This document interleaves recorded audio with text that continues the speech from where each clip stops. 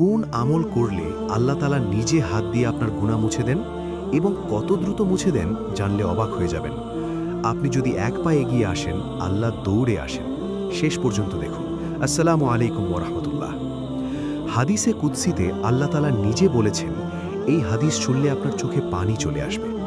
রাসূল সাল্লাল্লাহু আলাইহি ওয়াসাল্লাম বলেছেন, আল্লাহ তাআলা বলেন, আমি আমার বান্দার ধারণা অনুযায়ী, মানে আপনি যদি মনে করেন আল্লাহ ক্ষমা করবেন না, তিনি ক্ষমা করবেন না, আর যদি মনে করেন তিনি ক্ষমা করবেন, তিনি ক্ষমা করবেন।